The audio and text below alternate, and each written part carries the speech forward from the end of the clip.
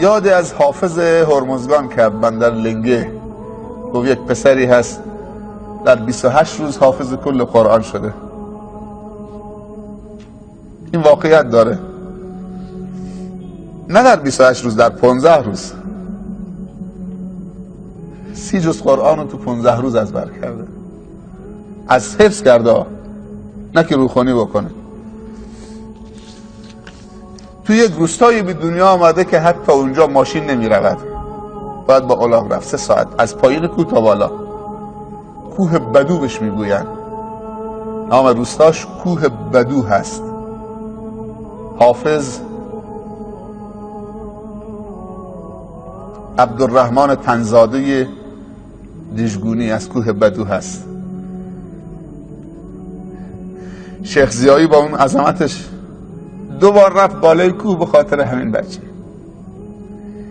و این بچه را آوردن تو مسجد گله‌داری بندر عباس در شب آخر رمضان.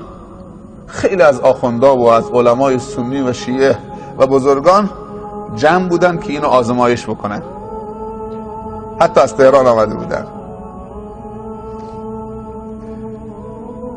آوردنش، سوادم نداشت، 15 سالش بوده، 16 سال، سوادم نداشت. اونایی که از بالای کوه پایین نیامدن ماشین هم ندیدن. وقتی نیامده ماشین که بالا نرفته مگر که عکس ماشین نشونش بدن. 40 تا خانواده هم بیشتر نیستن تو اون کوه باز زندگی میکنن.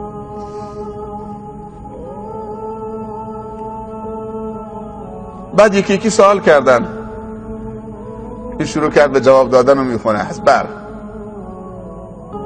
تا یکی از آخوندا آخر یک سوره خوند. گفت دنبالش چیه؟ آخر سوره بود دیگه. یه نگاهی به راست کرده، یه نگاهی به چپ کرده، یه نگاهی به جلو کرد. حالا شیخ عرق میکرد که مبادا اینجا درجا بزنه بالاخره جواب نده یا چیزی. بالاخره یک دفعه گفت که سوره تمام شده. مسجد یک تکبیر گفتن. علت هایی که ایشون تو 15 روز یا 28 روز حافظ کل قرآن شدن، این که از مادرش سوال کردن، گفت تا جایی که من خبر دارم باباش هیچ لقمه حرامی تو خانه نیاورده، کارگر بوده. من قسمش میدادم که مرد این لقمه از کجا آوردی، و هیچ موقع شیر بدون وضو به این بچه ندادم.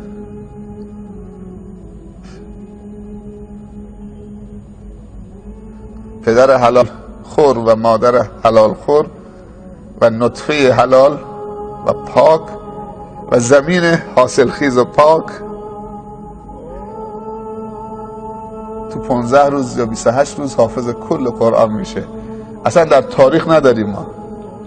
6 ماهه داشتیم، 3 ماهه داریم، 2 ماه هم داریم حافظ، ولی روز 2 جز حفظ بکنه نداریم. علمای بزرگ و برد به همون کوه. ما دیگه تو منطقه خودمون تو جنوب از شیخ ضیایی رحمت الله علیه بزرگتر نداشتیم.